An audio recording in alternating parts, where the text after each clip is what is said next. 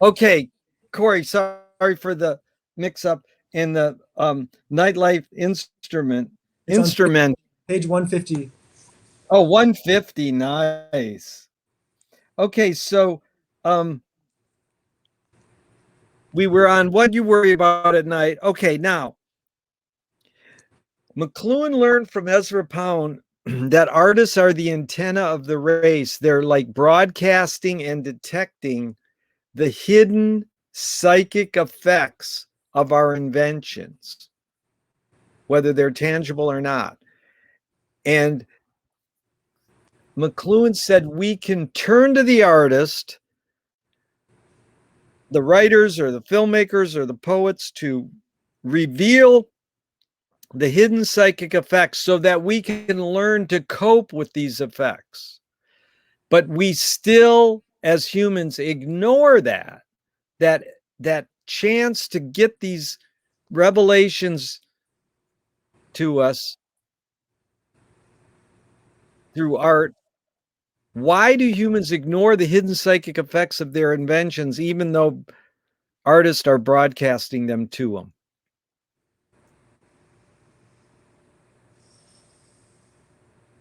Because they're subtle messages and maybe they don't have the right headset on or they don't have the right dial tuned or they're not on the right station. Not, yeah. And so, you know, in studying Hume so surfacely, and I know you studied David Hume, he was saying it is humanly possible to learn how to tune in to the right station or have the right headset. Is that something you learned from David or Hume the philosopher, or can you no? No, I didn't learn that from David Hume. And the image of the helmet, the electronic helmet, is from Finnegan's Wake. That's from the Wake too. That is great. How many years have you been reading the Wake? About eight, Approximately. about 8 years, I think. Maybe, yeah, 7 or 8 years. It's 2013. What percentage do you think you understand the Wake?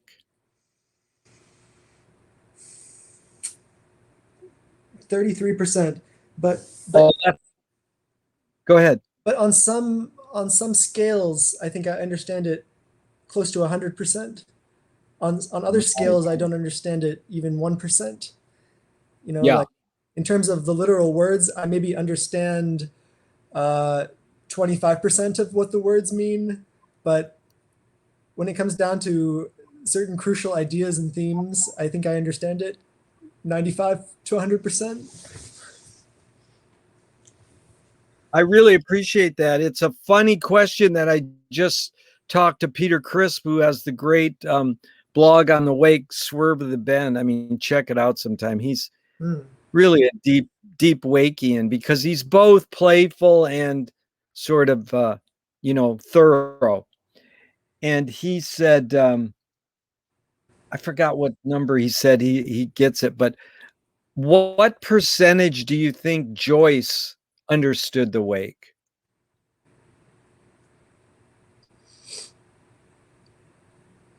Yeah, I love that. That's a great question. That's like John Cage says, that's a great question. I wouldn't want to ruin it with an answer. Yeah, no, I think Joyce probably understood it 99.9%, but was constantly recirculating and adding on more things and trying to pile on ever deeper piles, like in the first few pages and that first chapter, which is kind of an overture. You can kind of see, once you've studied the book in detail, you can go back and see how he really tries to cram everything in there. And I think he's maybe at any given moment, Joyce only understands 5% of the Wake or 1% of the Wake, but his personality traversed all these different Yeah. sectors. Um, so I don't know. He No, would I love that. he would be the first to say that there is no singular him that Yeah. traversed all of this. Um, and yet he's the guy whose name is on the book. Yes, and you know, the other word I loved that I read in Hume was flux. Uh, That everything that it's in flux. See, you were Corey. What I liked was you were able to say, "Okay, I get it 33%," but then sometimes one, and then sometimes 100. So yeah, you can admit that sometimes you have that epiphany in everydayness and go, "I get this. This is clear." yeah, And then you could go, "Oh, this is, you know." So that was well done, and then you know it's just like endless. Um, uh, you know, to get the wake is ridiculous, but there's some sort of drive in humans who get into it to pursue it, whether they're getting it on any terms they want, you know. hmm You know, if you see it as you know, talking about the the aftershocks in Stockton, are you feeling any earthquakes up there?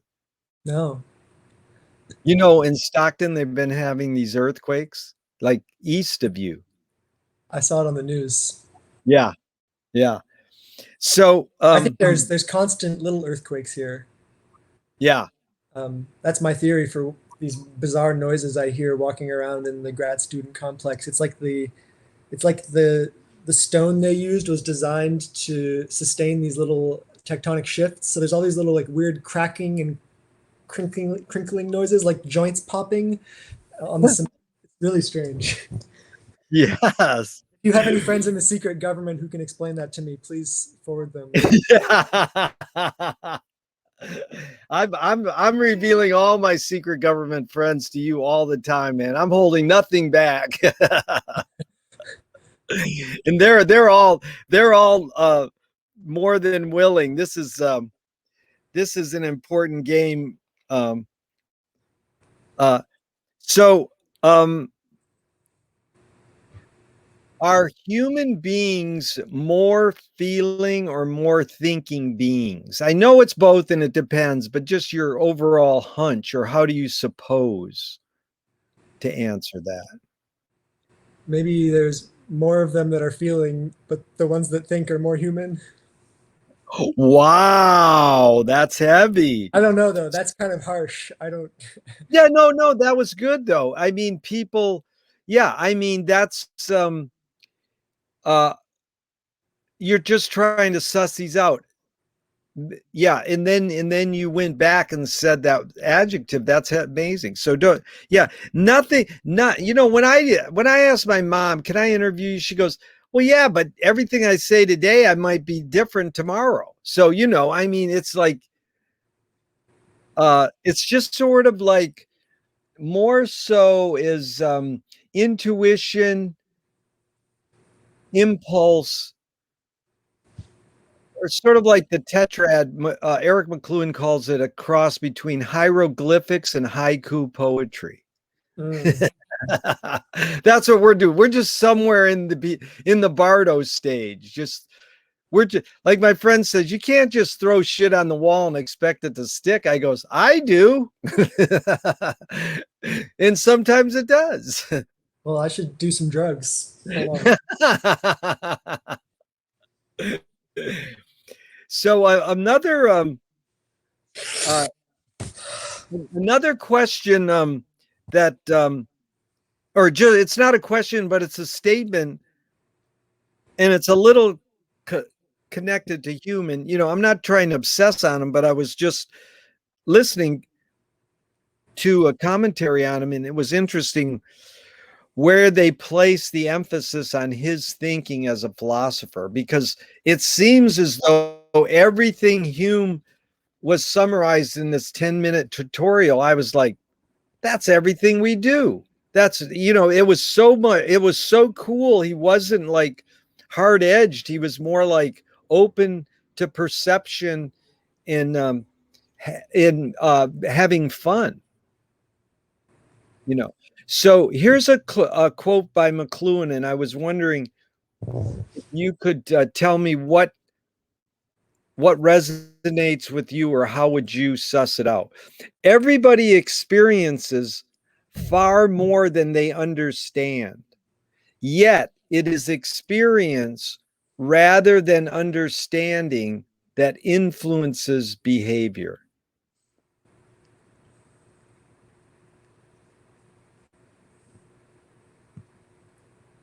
I quite like the quote. He should have said that, both experience and understanding influence behavior, maybe experience more so. I quite like the distinction, although in some analyses, the distinction between experience and understanding is incoherent or a non-distinction. Because do you ever really experience anything that isn't cogitated, parsed, and processed? I mean, for That's example, in idealism, the word experience is basically synonymous with cognition and understanding. Understanding is what structures experience. They're almost the same thing. yeah. But I see what McLuhan is working with there. I mean, he's picturing experience as this excessive realness that might rush up on you before you can cognize it. So I like that. Very romantic. That's good because he was a poet and a politician and not a media theorist, but he liked to be called a media theorist. Because here's how I suss it out, because I might have it totally wrong. I think it's your child comes in, you're in cold weather, snow. He comes in, the child comes into the house and you go, "Don't touch the stove, don't touch the fire, it'll burn your hands." That's experience. Mm, Understanding is saying, let me teach you the dynamics of heat. You can get really close to the heat source and warm your hands up. yeah. And that's what understanding is. Experience is sort of, but again, to separate them, we invent words and then we think that words work. So, are you more afraid of old ideas or new ideas? New ideas.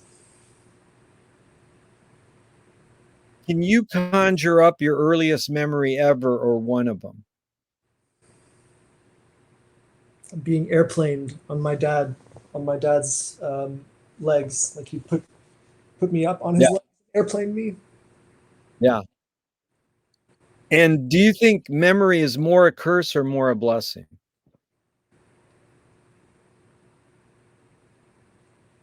A blessing. Please tell me an early role model or someone who had an impact on you within your immediate family, and what specifically was the impact? Mm, my sister. What what what'd you get from her? Ambition. Wow. Older or younger? Older. By how many years? 3. Outside your immediate family, same question. Someone who had an impact on you, maybe a role model, and what specifically was the impact? At an early age. You can choose it. You can put in any question you can put into your context. Miles Davis. Wow. What age about? 13. What did you get from him?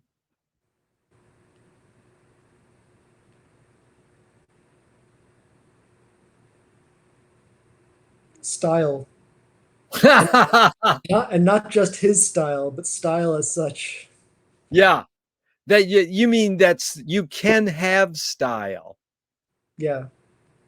But you I mean he was a stylish dresser, he was a cool dude, but you're talking strictly the sound of his trumpet and his music or everything, or I mean his decisions when playing solos, his gesture. ah, yeah, what a My voice. My Funny Valentine live at the Carnegie Hall, I think Dude, you got to meet my friend Mark Diamond. At 16 or 17, his dad goes, well, what do you want for your birthday? He goes, I want to go see Miles. And his dad was a record, executive in New York. He took him to see Miles and he introduced him to Miles, like about 4 years older than when you were, Yeah. And, I mean, Miles, the other thing to say about him is that he had such an amazing stable of musicians. Like, so many of the greatest jazz musicians were in his bands, from Wayne Shorter to Keith Jarrett, and so on. Yeah. To talk about youth, talk about Tony Williams. Tony Williams said, if I could live my life as good as I play drums, I'd be well off.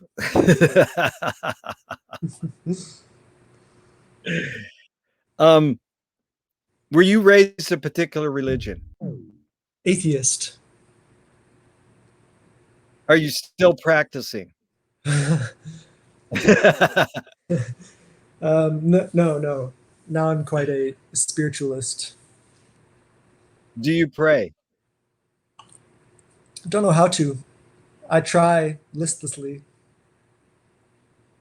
Wow. What's that adjective? What's that mean? List. Ineffectually. Well, how do you know if it's effectual? That's like, have you ever seen Ruling Class with Peter O'Toole? He plays a guy who thinks he's God, and he says, I must be God because every time I talk to God, I think I'm talking, I feel I'm talking to myself. But how do you gauge if prayer works? I don't know. I feel like you can tell if someone else is there on the line. That's good. I don't know how to make the connection. Yeah, one friend of mine said, don't pray. Well, no, I think it's best to illustrate this. Don't pray that the airplane won't crash. Pray that you'll be protected by white light. So then the plane won't crash. Like, don't pray for something, Right. Like you don't make demands like God do this, Right. Yeah. Maybe it's like, I pray that everything that happens will be encompassed in God's wisdom and plan. Yeah. If God does exist, what would you like God to tell you after you die?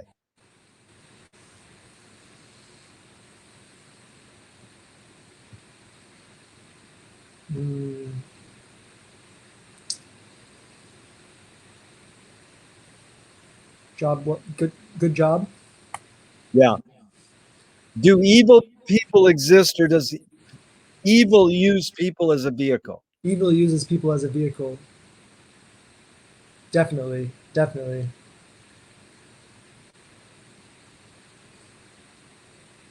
How do you advise someone to deal with an enemy? I'm going to set up this question with a few modern thinkers' thoughts. Alan Watts says, if you acknowledge your enemy, you empower them. Coppola stole from the mob and the samurais. Keep your friends close and your enemies closer. JFK said, forgive your enemy, but don't forget their name. And Fellini says, I need an enemy. And Walt Whitman says, I no doubt deserve my enemies. That's Walt Whitman. Anyways, it's a lot of thoughts. The question is, how do you, Corey, advise someone to deal with an enemy? But first, how would you respond to Alan Watts? If you acknowledge your enemy, you empower them. That's a great thought.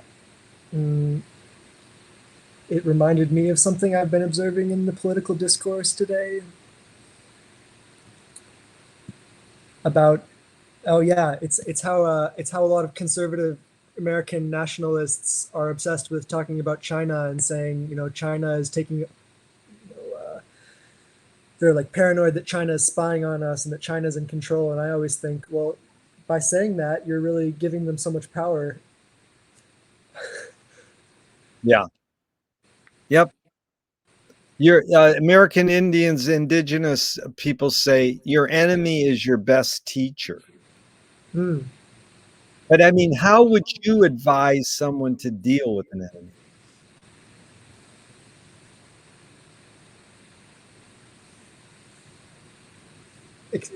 Eliminate them with extreme prejudice. Give me an example. Like, can you give it? I don't know. I'm just quoting Apocalypse Now. Is that what they say? Is that Conrad? That's the mission: is to terminate Kurtz with extreme prejudice. Oh my God, that was a good quote, dude. Yeah, think of since I quoted Coppola, that Coppola stole it from the mob and the samurais. Okay, so let's get into James Joyce a little. I'll tell Yeah. you, I'm really impressed with your sensibility of in you know we call it knee deep in the swamp muck of James Joyce. Well, He was I should say at the outset that um, I'm first and foremost a Vikian, a Vico oh, scholar. are you really? That's what it says in your bio. Yeah, Vico. I Yeah. mean, that's the only that's the departmental, the institutional connection I have. Because I mean, there's nobody at Stanford who studies Finnegan's Wake. Right, but Vico was pre you started Joyce 13 years ago, or no, you started Joyce 8 years ago. Yeah. Was V did you start Vico before Joyce? No, no. I heard of Vico through Joyce. Really? Wow, that's good. But you mean Joyce opened the door and you getting into Stanford? You mean Vico? Yeah, I mean Vico, sorry. Yeah, I mean, did Vico enable you to get into Stanford and you couldn't Actually, get actually, no. Vico had nothing to do with me getting into Stanford. Oh, I I think see. Judith Butler had a lot to do with getting me into Stanford. And who is she?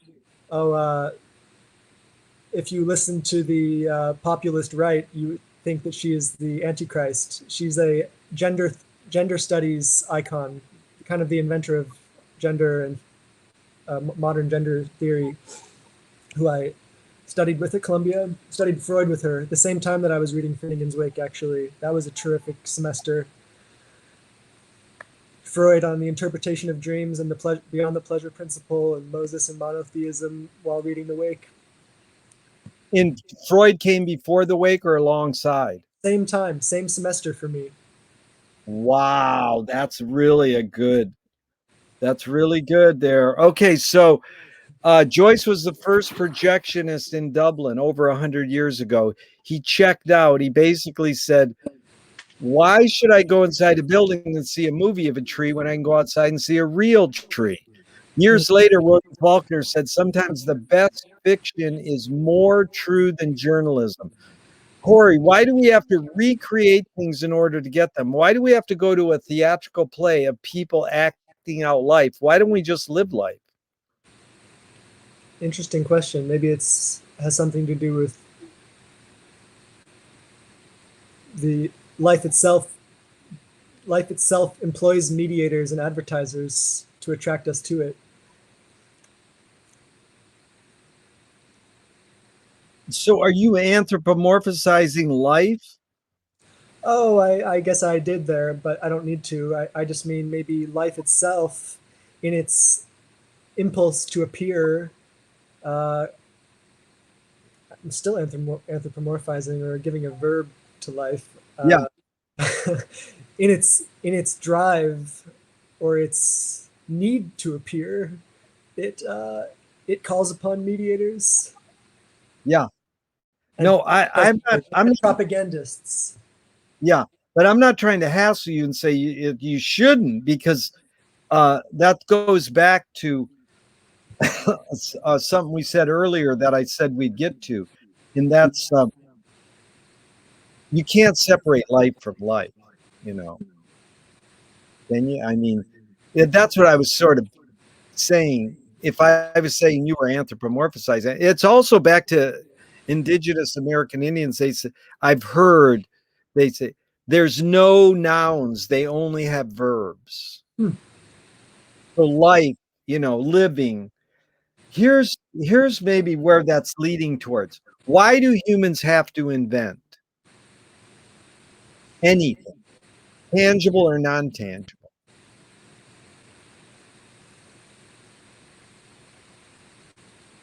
To fulfill needs. Yeah. And I think that the probably the greatest need, not that I don't want to mean to rate them, but a dominant need for humans is to be with another person. Mm-hmm. And so they invent things to put between two people. Like we put spoken word, electronic word, and Zoom between us. That's what's between us. So there's content, but there's also just the form of sharing something with another person. You know. Mm. Anyway, it's now what first attracted you? You sort of will go through some of your things like trumpet. Mm. You first uh, I mean, I would say what first attracted you to pursue trumpet was probably Miles. Yeah. Yeah. So what first attracted you to pursue philosophy?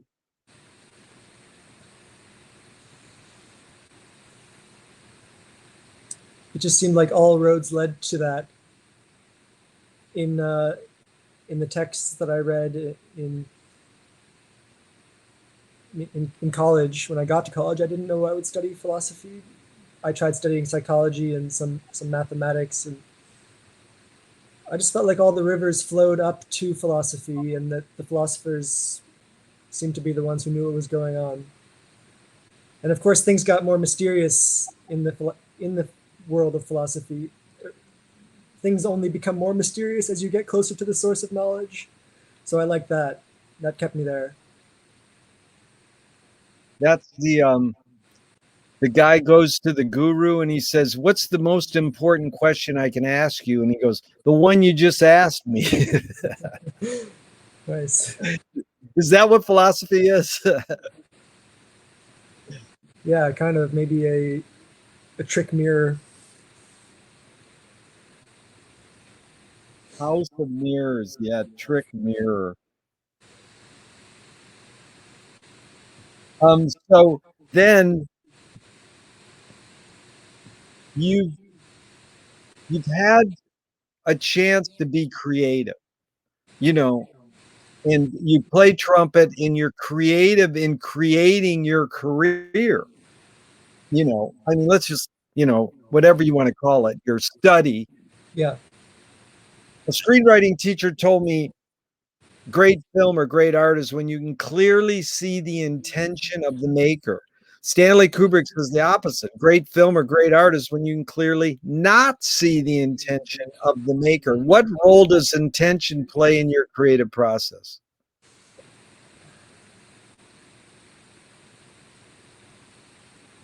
That's a tricky one because I try to let my intention,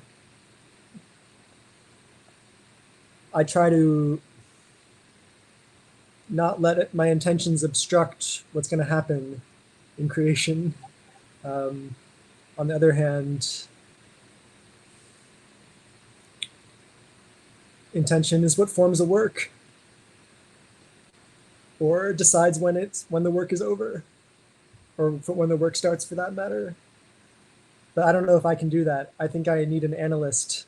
I'm applying to do Lacanian psychoanalysis. They might be able to help me work out the structure of intention, but that's beyond my pay grade. All I can do is let in. That was a great answer. Beyond my pay grade is one of my favorite answers ever. I saw this Hollywood movie, and it's a pretty good movie, but anyway, I won't mention names, but it's in front of all these film students, and I asked the director, was Freud right And he goes, "That's beyond my pay grade." And then later in the Q&A, he brought it up and he started talking about it. But I have to ask you, was Freud right? Floyd or Freud? Freud. Freud. Um, I don't know. I'm just going to give the Joycean answer. He was a second-rate Vico. Ah! Did he say that in the wake, or he said that in a letter or something? There's a famous quote from his letters. There's several places where he says that, and he says, Really? and he said that to his tutors, or sorry, to his tutees. Um, they would study some psychoanalysis, but Joyce would try to use that as a gateway to Vico for his tutees. What is Vico called? A philosopher, or what's his? Is he just philosopher, not like mathematician or say anything else? Not a mathematician. He's a philosopher of history. He's also called Oh, a sociologist sometimes. what's that mean? A sociologist, the study of the science of social formations. So social, yeah, okay. Philosopher of history, sociology. Okay. Yeah. Yeah, social science. Social science. Yeah. So when you're, that was good. Uh, okay. Here's the, why is it, why is the journey more important than the destination? In, we know that the cliche is the journey is more important than the destination. But do we why do we have to name or have a destination if the journey's more important? Because the journey is defined by the destination, by the intent of where you're going. That's Yeah. what makes the journey the journey. But isn't the flaneur or psychogeography where you just wander aimlessly and then have an epiphany? Mm.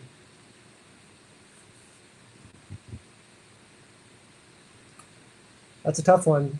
Yeah, because then the destination is wherever. Because I thought that's what Joyce would say, epiphanies and everydayness. So I wonder how much uh you know intention Joyce had in in writing the wake. Even if he says something in a letter or tells somebody, this is why I wrote the Yeah, Finnegan's Wake.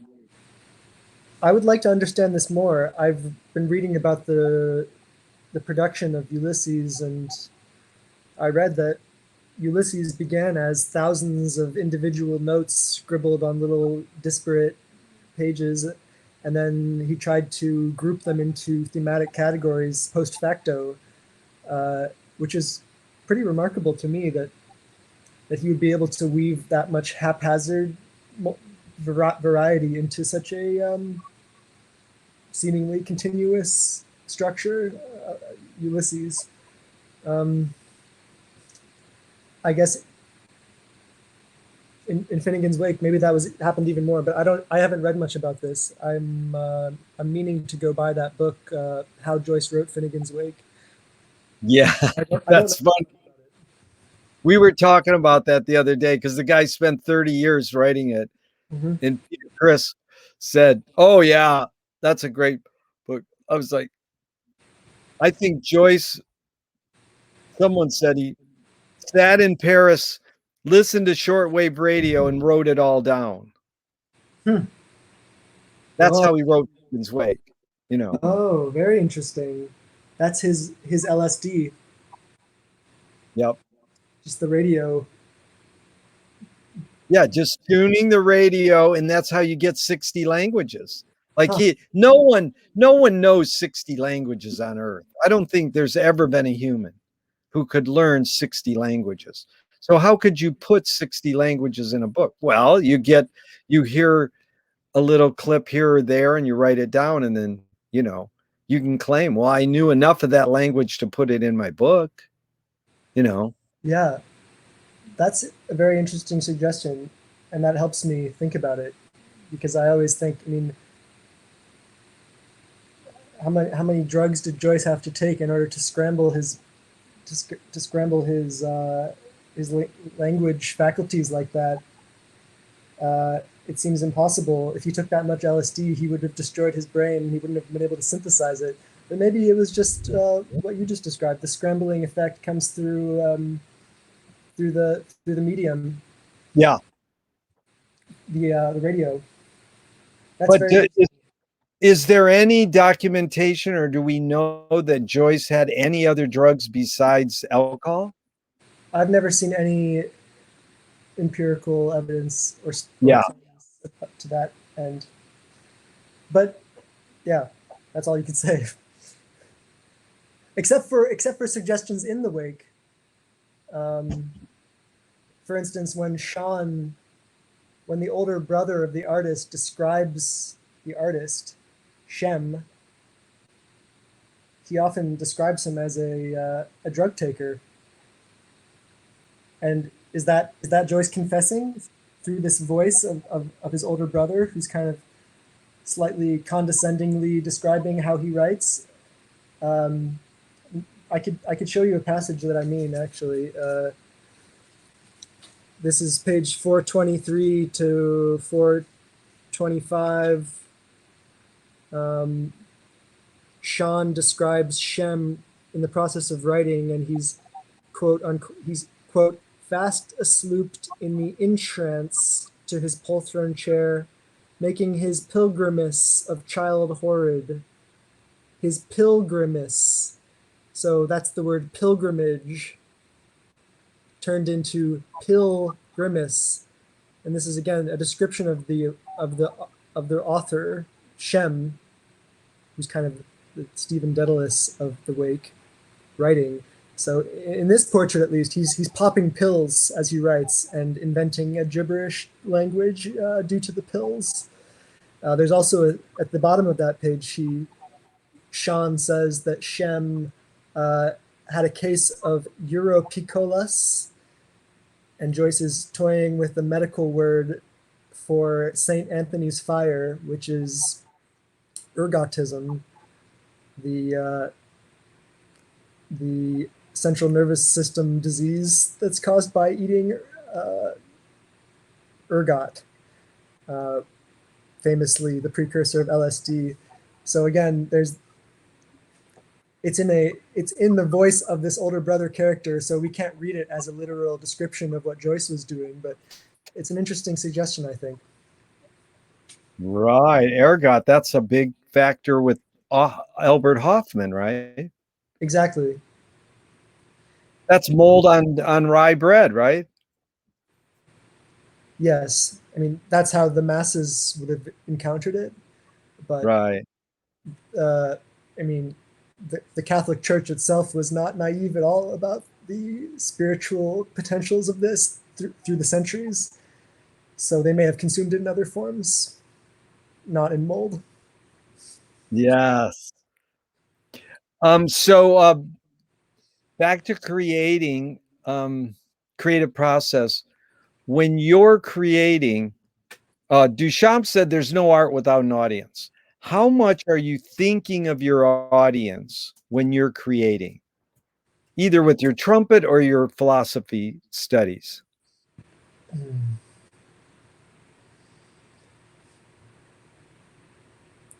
Very much, but it also depends on how much the audience itself is feeding back in the moment. For instance, sometimes I play trumpet around a campfire, and in that setting, I can really immediately sense the reactions, and that feeds into what I play. And I can kind of tell when it's time to stop, or when to intensify it or take it higher. So that's the ideal setting right there. With writing, it's so much more mediated and vague, like what the audience is. Who even reads books? There's so many steps between me and the audience. So I don't have a very good answer on that second on the second question about my writing. I need to define my audiences in order to write, I think. Yeah. But do you write essays? Do you try to publish in journals or? I haven't been writing or publishing in journals simply because it seems so futile. The academic essay, publishing in academic journals, I mean, that sort of thing is necessary in order to have a good resume to get an academic job, but it seems completely like a tiny insider game that would be read by a few. I would work on something for months, and then it would be read by one or two people. Yeah, if that. So it's not a very inspiring idea. No, that's well put. I mean, it's being honest. Thank you. So McLuhan says that everything we invent extends some humanness, like clothing is an extension of skin. Knife and fork extends our teeth. The shutter in a projector or a camera extends our eyelid. What does the trumpet extend for you? What humanness?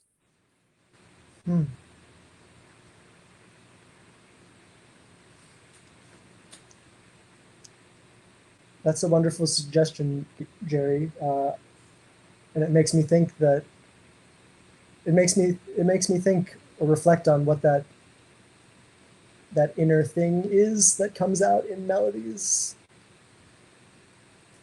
It's not one of the senses. Is melody kind of faculty or something? I haven't thought much about this, but I think you're really onto something there. That's good, because it is, what he said is that, understanding media extensions of man. So that's his probably most known book, Understanding Media. So extending humanness. Yeah. And I stress the word humanness rather than human sensorium. So you really tapped into it. It's sort of begging for a sensory, and this Italian guy, you got to meet him, Max. He hosts the Sweeney's Pharmacy Dante Reading Club. But he's a neuroscientist, and his company's called Ulysses. So he's a Joycean too. Really great guy. And he's a poet too. And I says, what does your pen extend? He goes, tears.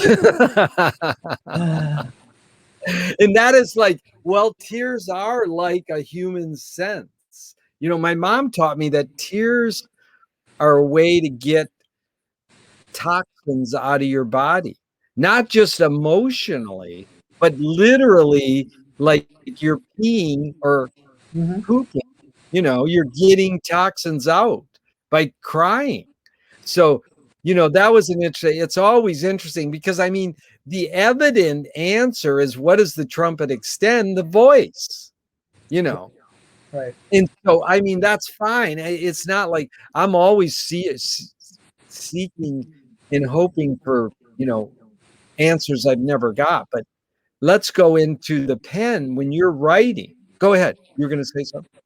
I have a constant inner monologue of sorts that consists of sub-vocal singing. Like I'm not actually singing, but there's a singing tune going on in my mind, but it always corresponds to the trumpet fingerings. Always. They're completely inseparable. And this is happening almost constantly every day. Well, that is amazing, because there's two ESP things that happen there. Today, I saw a mom standing next to a car, and I looked down, and her son was playing a trumpet, a full-size trumpet, but not hitting any notes. You could tell he was struggling to, like, oh, I'm going to be a trumpet player. And I immediately thought on my bike, turn around and tell that kid he's doing great and he's pursuing a great thing. And I just thought, well, it might freak out the kid or the mom a little, but I so much wanted to encourage him just to see his fingering on the things. That's what was intriguing him. It wasn't so much, he knew the mouthpiece did something, but it was more the fingering. And then there was another ESP thing there. A question that I'll ask in a while, but you already answered it, is T.S. Eliot said that poetry is outing your inner dialogue. What language is your inner dialogue in? And your answer is the fingering on a trumpet. It's not necessarily the notes, too. It's just the fingers on the valves, right? What do you call those, valves? Valves, yes, but it's both. It's the fingerings and the tone, the melody. It's both, yeah. I can't stop it. I can't turn it off even if I want to. It's really. It doesn't annoy me per se, but it's perhaps kind of disturbing. Well, yeah, it's just how you navigate it. Yeah. So, and then you're in writing, you know, you've being a philosopher, you've studied, you've had to write, not necessarily writing, you know, back to that thing, writing for journals or whatever, but just writing. Because I think you've taken notes in our previous discussions. Yes. What does the writing, whether you're typing or using a pencil or a pen, what does the writing utensil extend? What humanness? Thought, right? Thought. Yeah. I mean, not only. Yeah. But will. Will. Yeah. It can extend any of our inner faculties, I suppose. I mean, is there anything that can't be expressed through a pen?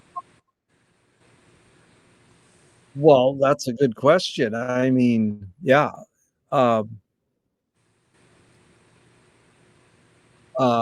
Yeah, I don't know the answer to that. I mean, it seems as though it's like McLuhan inspiring Warhol. They both said art is anything you can get away with.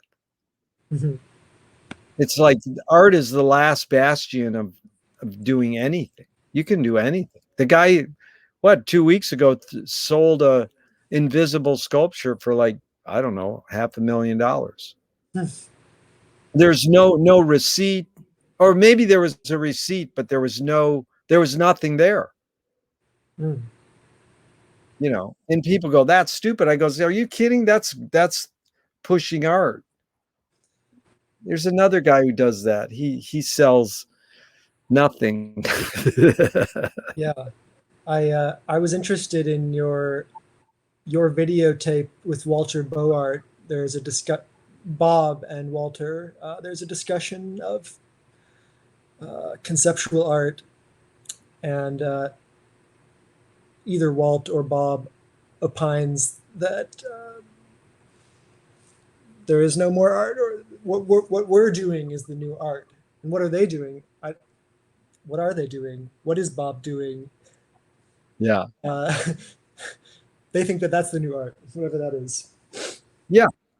Well, no, that's the beauty of performance art, which was basically invented as a genre by Jack Smith and Alan Caprow, was you just you don't document it. You just do things. Right. And then Marina Abramovich came along and says, "Oh, I sold one of my videotapes for $70,000." It's like, well, all the power to you, you know. So, you know, it's morphed, but it's really, you know, it's one person performance. Mm. You know, what was funny about Peter Crisp, I don't know if you've read his Swerve of the Bay blog on Finnegan's Wake, but he's an amazing Wakean. He's a child book writer who's obsessed with the Wake. And he writes children's history books. And he said his favorite form of information is the one person theatrical performance.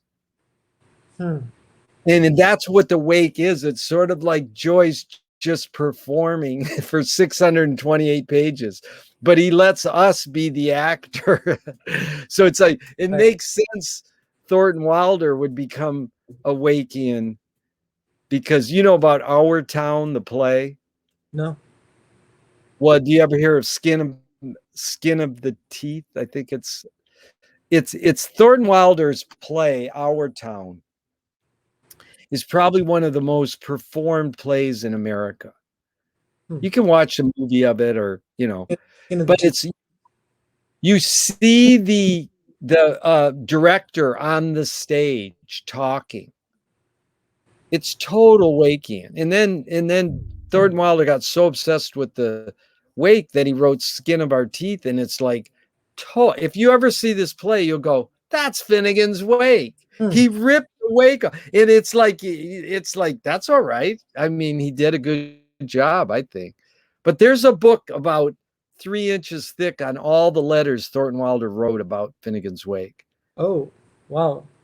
I should he's definitely look into Thornton Wilder and the Wake, because that's very pertinent, especially given how important theater is in Finnegan's Wake. Oh yeah, it's really great that he, of all Americans, he picked up on the importance of the Wake, Yeah. or the non-importance of the Wake. Yeah. Well, I assume or hope I would like to read his comments on the very interesting description of the theater in the beginning of the Playhouse chapter. It's the beginning of book 2 of Finnegan's Wake. Phoenix Playhouse. Phoenix Playhouse, yeah. Very incredible, ornate description of the theater and the operators of the theater, who are the Gunn family. Oh, you'll have a ball digging into that book. Whatever, you'll find it. Just put Thornton Wilder letters on the Wake. Okay, so Michael Apted, the filmmaker, told me 35 years ago that I said, why do rock video editors feel so obliged to edit fast? He said, because we've learned to take in information faster. Marty Scorsese started editing his films faster when MTV broke. Can humans literally learn to take in information faster, or are we just brainwashed to believe we can?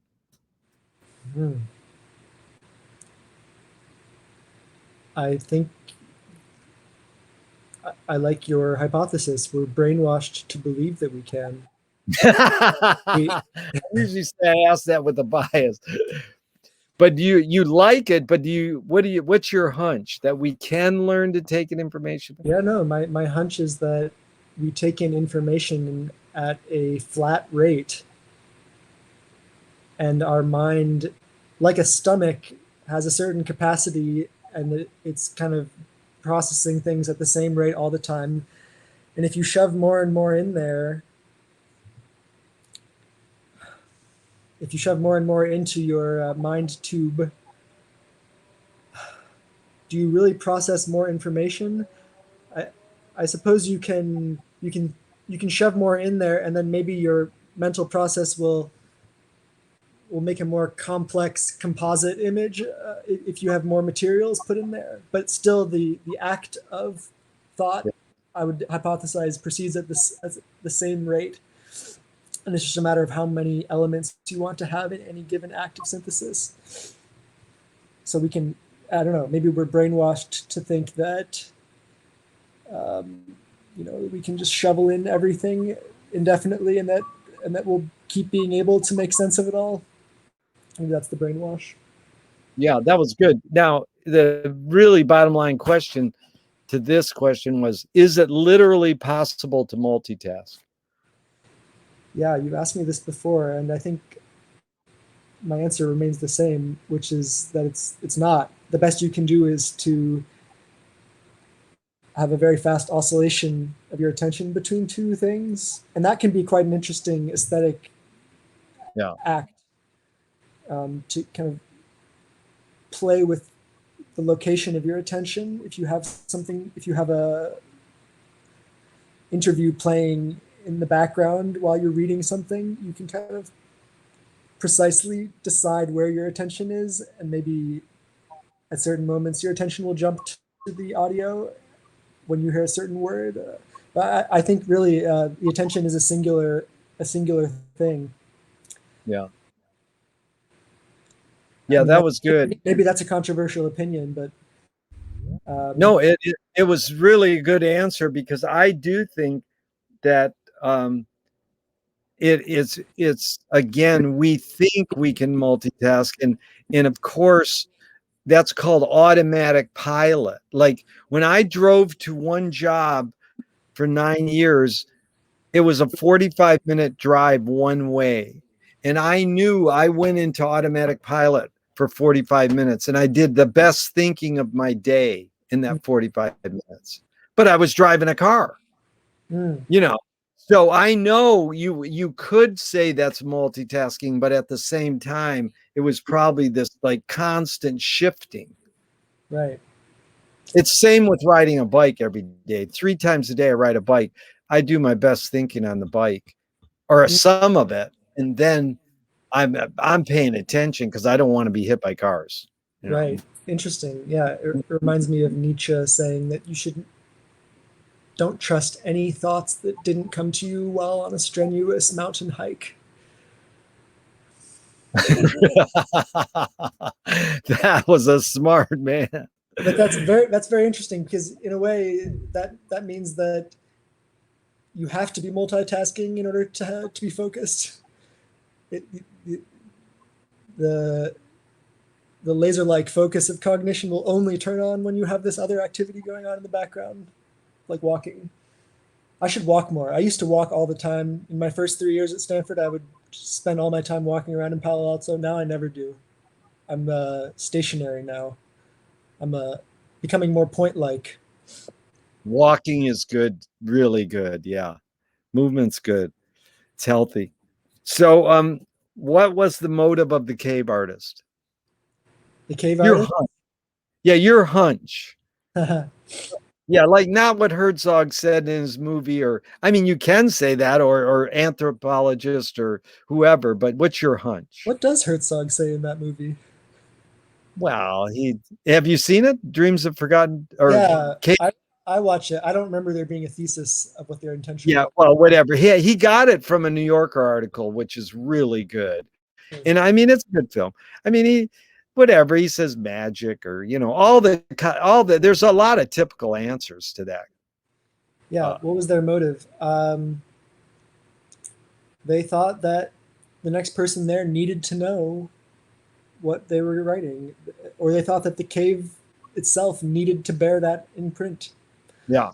And I don't know. I imagine they might have been acting under the compulsion of violent passions, or or drugs, or what we would call drugs. So maybe they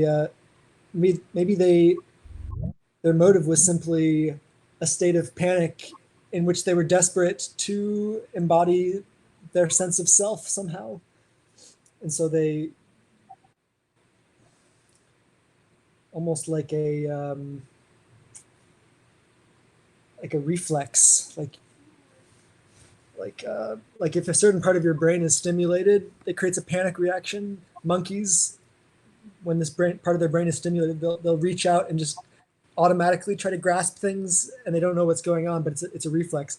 Maybe that's sort of what happened with the cave paintings. There was some sort of stimulation going on of the mind, perhaps by mushrooms or something, and they just felt this reflex need to put it somewhere, or to place it.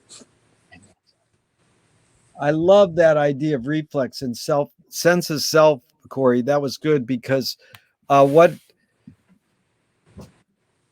uh, my friend thinks that I want you to meet him, Jay. He says that the first word humans invented was you, meaning another person. There's another person. So the sense of self is, oh, It's not just me, it's you. And so that's identification, you know. So why are they doing this drawing on the wall to give themselves a sense of ID Right. or IDing the, it's mainly animals, so it probably had something to do with food. IDing this is how we stay alive, you know. They Right. say, put a picture on the wall, then I can evoke the buffalo or invoke the animal to come so I can eat it. Whatever, But I think it was to have crackers and grapes and cheese parties,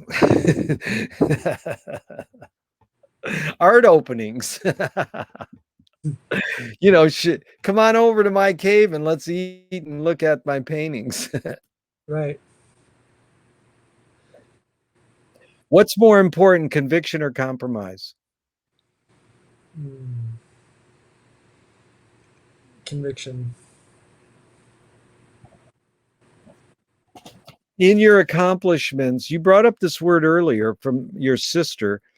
In your accomplishments, how do you rate these three elements, luck, skill, and ambition? What played the biggest role, second and third?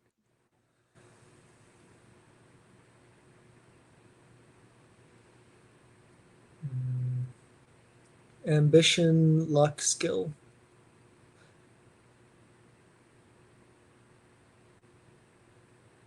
But that's wrong. I'm not that ambitious.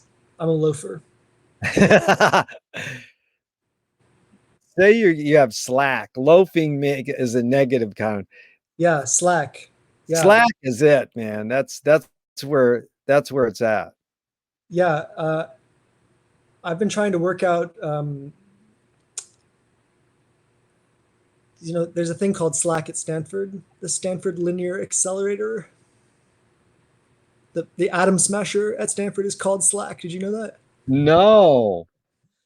It's the only atom smasher on the West Coast. It's quite a operation they have going on here. And I've always wondered if it was a secret site of operations for you and your friend's cult. Yeah, but Church of the Subgenius. Yes. Do nothing effectively.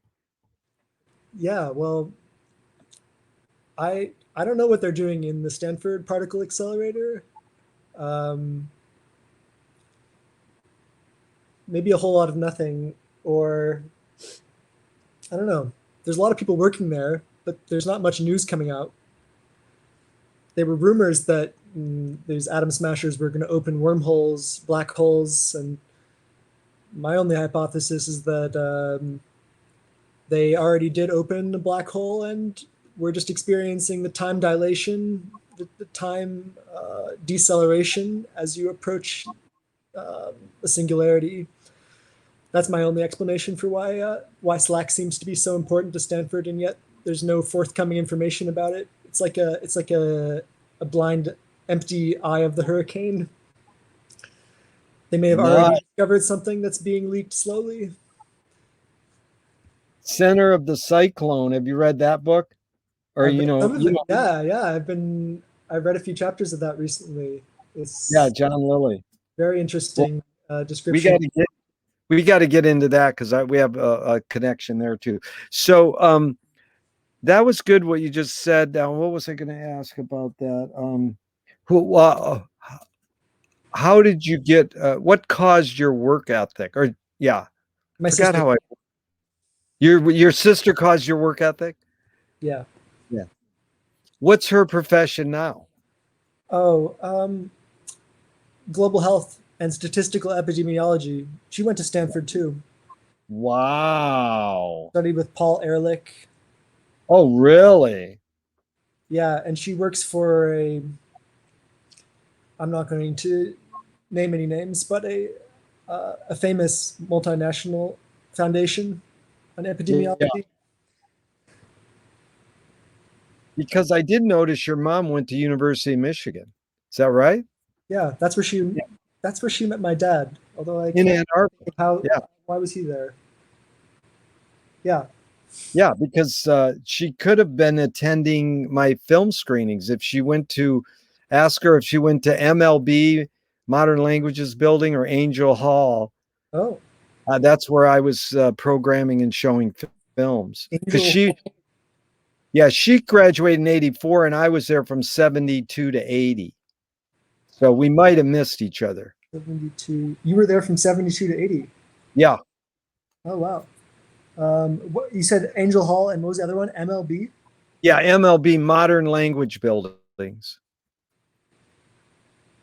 I texted her. I asked. Cool. That was fast. So is perception reality?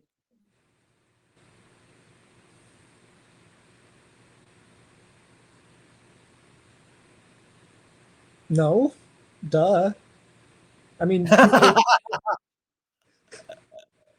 people misperceive things all the time. Yeah. But I guess that's a different thing. That's a misperception. Well, I guess we do have a special word for perceptions that aren't real. So in that case, I guess I would say perception is reality by definition, because if it's not real, we call it a misperception. yeah. It's good. You know language well because one friend of mine, he made a fake experimental film. I said, "Is perception reality?" He says, "That's all you got." So George Manupelli started talking about Ann Arbor, the longest running experimental film festival, 60 years ago in Ann Arbor. His mantra is ignore yourself. Jonas Mekas, filmmaker in the East Coast, said there is no self-expression. And Cecil Taylor, the great jazz pianist, said, I'm just a vehicle and this stuff just comes through me. Is art making more self-expression or more vehicles for whatever dominant technology or culture is present? So I know it's both and it depends, but what's your hunch if it's more one or the other? Oh, sorry, my mom texted me back 3 question marks. I wasn't clear enough. Angel Hall, U of Michigan. What is it? A art center? Film screenings, campus film screenings.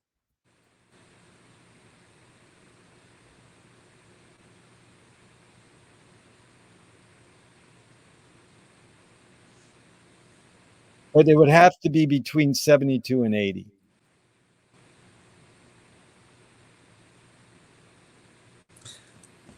So what was your question?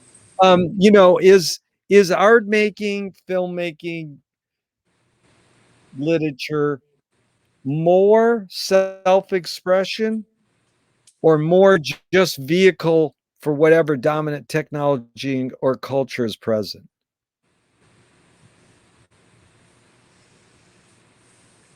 I want to say that art is the assertion of the self over and against the machinic technotron.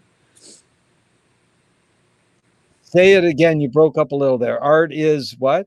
Art is the assertion or the emergence of the self over and against machinery and Yeah. technology, but through them. So Yeah. Yeah. I guess That's good. it stages the quandary. Art stages the quandary about whether ourselves are even anything other than the machinery that we use to express ourselves. Yeah. Can art making be egoless? No. Even those monks who spend their whole lives inscribing some little corner of a monastery and a temple in the mountains that one person per year sees, they have to have an ego in order to persist at that. I mean, they're trying to get rid of their ego. You have to have an ego in order to try to get rid of it. And Yeah. Interesting. Yes. Why is it so difficult for humans to consider the possibility that life may be pointless? I'm not saying life is pointless. Why is it difficult for humans to consider?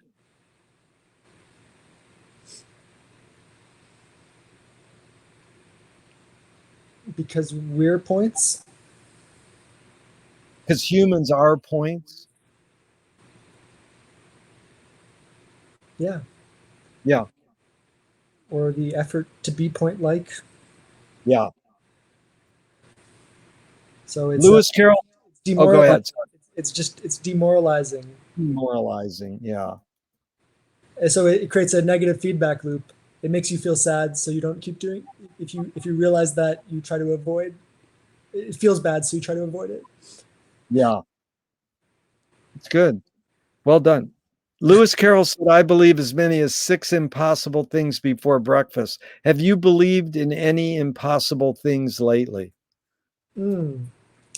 Impassable abjects. Finnegan's Wake. Is Page. that what he says? What page? Yeah. No, I have. I have. Yes. I have thought of infinite impossible things today. Well, tell me one. I can't. It's impossible.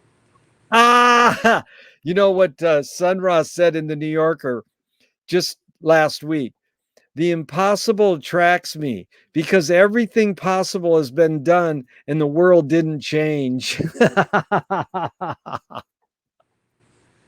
He really wants to. He really wants some change, huh? is is human progress cyclical or cumulative? Mm. Well, cycles can be cumulative, and Right. accumulation is cyclical. Come on, Yeah. Gerry. That's a cone, right? It's like goes up and down. A Yes. cone. Yeah. Yeah. Is I guess maybe the question is, are we on a ascending spiral towards a point, Yeah. or on a descending spiral, splurging out? Yeah. And I will put that to you. Yeah. No, I'd say it's both. It's forever going up and down. Hmm. But I don't think there's really a change. Like things aren't as good or worse than they were when humans first started. You know, I don't think, oh my God, last year was horrible at this and that. And I was like, every year could be considered horrible, you know. Like you think like Steven Pinker says that humans are less violent now. It's Sorry, like, well, my mom responded. Sorry, I got distracted. that's What is MLB? Modern language. language building. This is great. This is multitasking.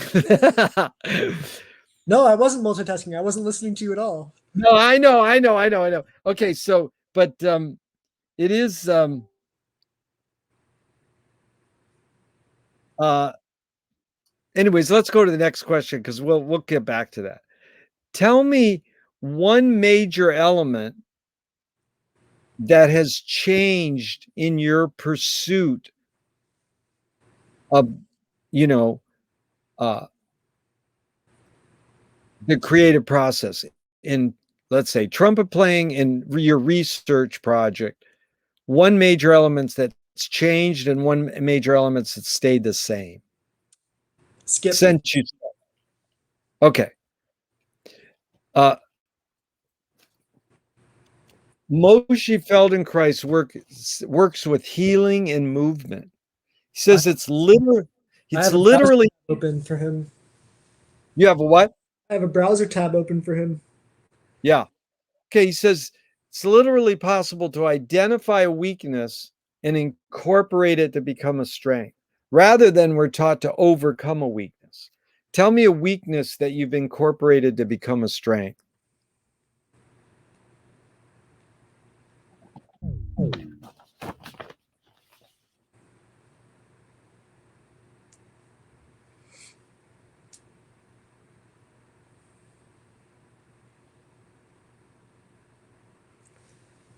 I don't know that my weaknesses have been incorporated. They may just be destroying me and spiraling me out.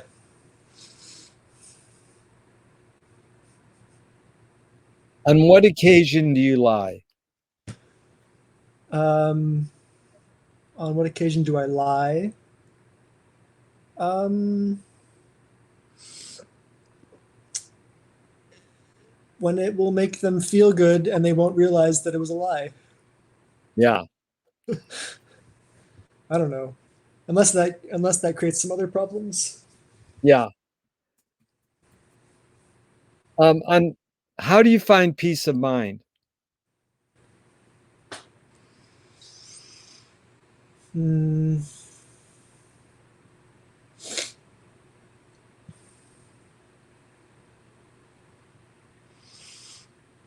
It's the easiest thing in the world. You don't have to find it. You don't have to. You just stop. I can do it. I can do it at any moment. It's so trivial that I don't even want to talk about it. That is good. Good answer. I've never had that answer.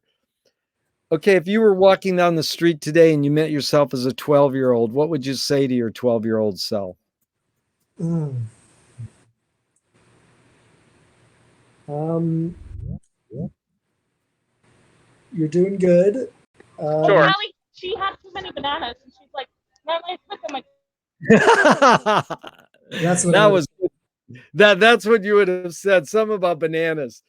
No, go ahead. Bananas. That's like the beginning of Gravity's Rainbow, where they're making a banana smoothie while the rocket is in the air about to strike them, the military base.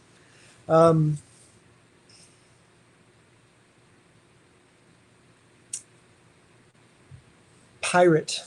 That's the guy's name. Want to say the question again? You're walking down the street. You meet yourself as a 12-year-old. What would you say to your 12-year-old self?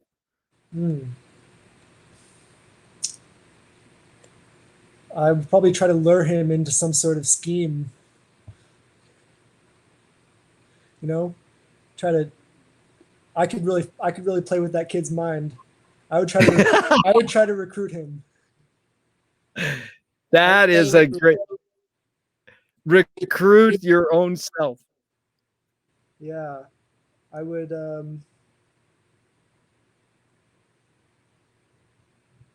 Yeah, that's a great thought experiment. I'm gonna integrate that into my autotherapeutic method. I'm trying to enlist myself in something, or try to listen to hear my later self 20 years from now trying to enlist myself in something. That's a really, I don't ask that question, but it is a good question. What do you see yourself doing in 5 years or 10 years? It's sort of like the reverse of that question. But I asked the great New Orleans musician, Dr. John, that 12-year-old, all these questions in that one. In that one, he goes, I won't go there because it was too voodoo like to, go back in time, talk to your 12-year-old self. He goes, I won't go there. But you said 5 years from now. No, I mean the 12-year-old, the reverse. I said, if you met yourself as a 12-year-old, what would you say to your 12? I kind of see what Dr. John means. That is kind of making me a little uncomfortable, or I feel a little sadistic going back like that. It reminds me of this scene in Finnegan's Wake where the 4 old investigators are crowding around Sean, who's this young, beautiful boy, and they're like putting needles in him and trying to figure out what's going on inside of him. It's a very sadistic scene. They're like angels putting needles in this little boy. Wow, that is heavy. I don't know that scene. I got to study that one. Seance. It's the seance of Jan, and the whole chapter Sean is described as Jan, or he's named Jan. One of the best chapters. Why? Probably the most psychedelic chapter, or the most. It's the most MK Ultra chapter in Finnegan's Wake. What page is about?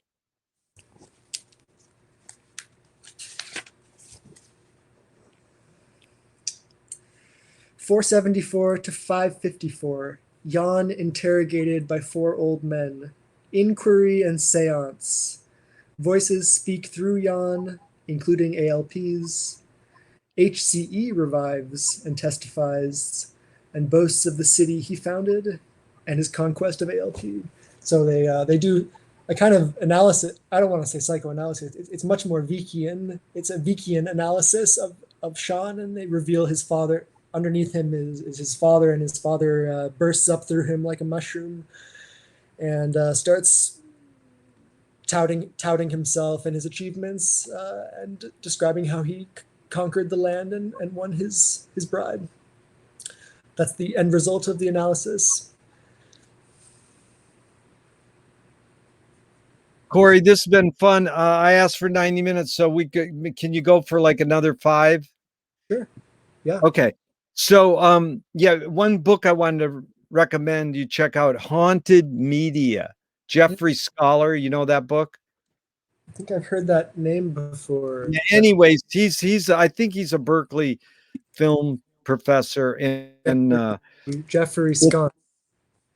I think it's Scholar who wrote it, Haunted Media. But it you might check it because it could work in your research. Oh, you know, that's a great reference. Yeah. Thanks, Gary. Yeah, and he's up there. I've interviewed him, and he's like, it'd be worth talking to him. So these are 5 quick Alan Watts questions, just off the top of your head. Who started it all? Me. Are we going to make it? Are we going to make it? No. Where do we put it? Over there. Who's cleaning it up? Cleaning up a mess makes a mess. Nice. Is it serious? Are you serious? That guy's great. Yeah.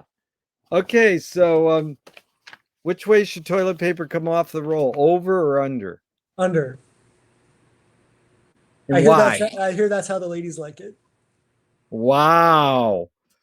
If a publisher was to release your autobiography off the top of your head, what would the title be?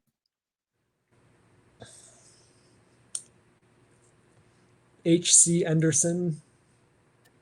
Nice. They want to scent the glue in the binding. What smell would it be? What? The publisher wants to scent the glue in the binding of your autobiography. Tobacco vanilla. Tobacco and vanilla? Tobacco vanilla. Oh, it's a type of tobacco that smells like vanilla? Yeah, it's the name of a cologne that I have sitting over there. Oh, I see. Good. If a statue was built in your honor, where would you want it displayed, and what would it be made of?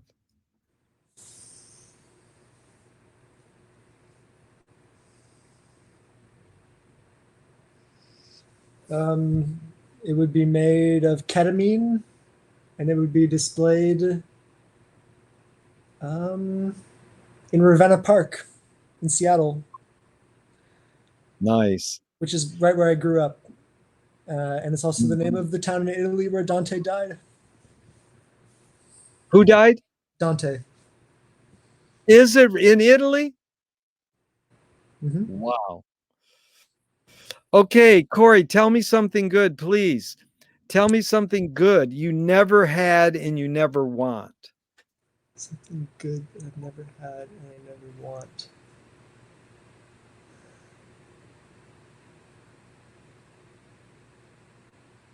The end of time. Nice. If you were in a vat of vomit up to your neck and someone threw a bag of shit at your face, what would you do? Barf.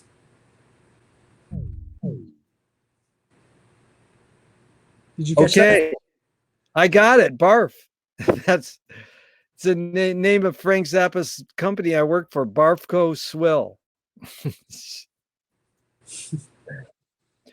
Okay, Joseph Beuys. You know this artist, Joseph Beuys? Yeah, I know the name. Can you help me locate him? Is he Bauhaus or something? He is, and he's a performance artist. He lived with wolves, and he was political. He wrote his own additional chapter to Finnegan's Wake. But what I'm saying about him is he said, make the secrets productive. Lou Welsh is a beat poet. He said, guard the secrets, constantly reveal them. But Thornton Wilder in 1928, he said, art is confession. Art is the secret told, but art is not only the desire to tell one's secret, it's the desire to tell it and hide it at the same time. You've been generous and laid your cards on the table for 90 minutes. I'm not insinuating you haven't answered this. What's it really all about for you? Oh, I think you know, Gerry. That's pretty good. That's good for our listeners. That leaves a secret. I think you know. I thought you said we weren't going to go there, Gerry. Yeah. That's good. John Cage's percussion works. Yeah. That's Well, what it's all about. He gave his first event ever right in Santa Monica here on 4th Street at the Women's Club. What? And yeah, his first performance ever was in the Women's Club in Santa Monica, like in 1935 or something. Could be 20s. I'm not sure. No, what year was he born? It was, he was young. That's amazing. So, That's yeah. interesting. He's really an early one. I recently read that he bought Finnegan's Wake in 1939 in Seattle, of all places. Oh, did he really? In 1939? Oh my God. Because that McLuhan was the one who told him to do something with Finnegan's Wake, inspired him. Right. And him and Merce Cunningham did a piece, but Cage, there's 15 Cage documentaries you can get. It is pretty an amazing human, documented and important. But the thing he learned from Finnegan's Wake, I've studied, is that you condense and you satirize. You do two things. So that's like what Mad Magazine did for us baby boomers. It condensed things and satirized it. So, Joyce condensed the world and satirized it, or condensed the human condition and satirized it. Because that's why I say the wake is really one word. You don't have to read 628 pages. It's laugh tears. You take two letters, A and S, which means as, which is all language is metaphorical, and you stick those two letters in word laughter, and you come up with the human condition. You laugh and you cry, laugh tears. So you morph a word into a new meaning by a new spelling. But if people read it, they read it as laughter, And so what's one word from the wake that you feel has done that? Is there any one word that is condensed? It's the DNA of the whole wake. Let me think for a second. Yeah.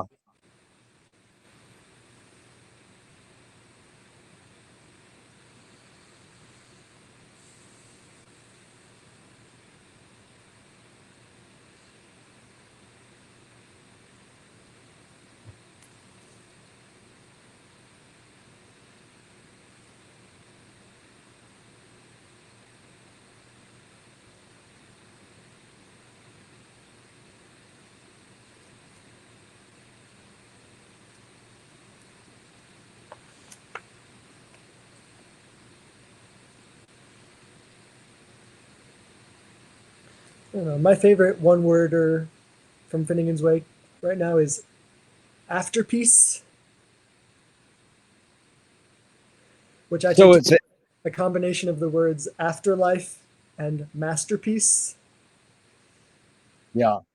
And this is it comes in a description of the end time theater on page 455. The Gaiety Theater as an afterlife theater. It's the gaieties of the afterpiece. P-I-E-C? Yeah, like masterpiece. Yeah.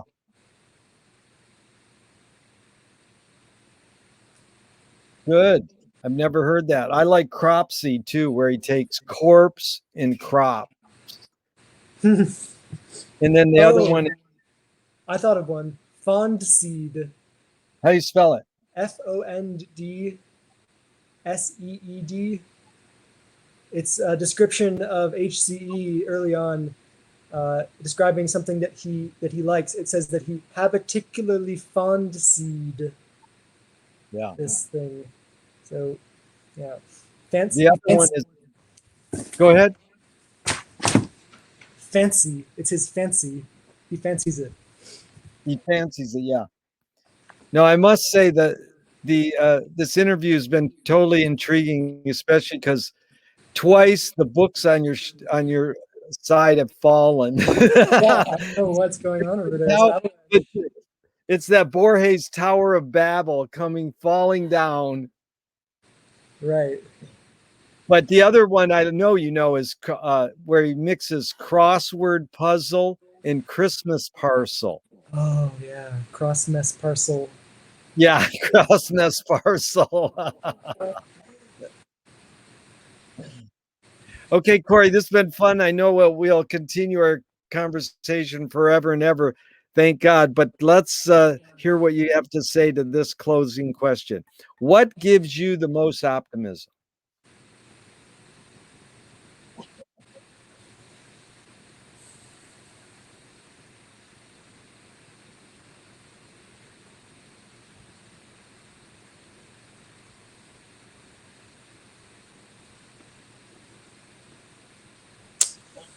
What gives me the most optimism?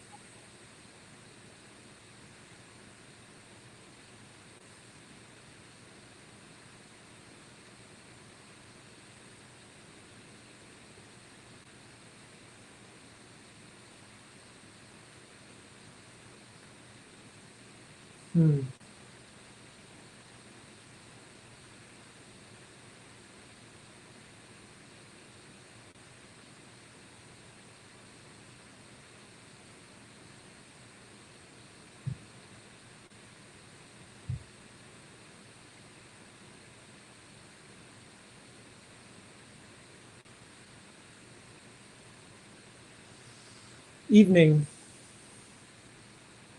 You mean the time of the day, the evening? Yeah. When the sun goes down. When the sun goes down. Anyways, Corey, it's been an honor and a pleasure. I really thank you a lot. I look forward to more talks and more times together. Same to you, Jerry. It's been an honor and a privilege. I look forward to hearing this, and I look forward to seeing you at the next reading group.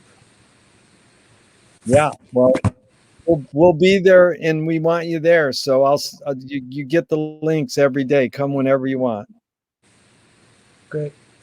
Thank you. Later. Bye.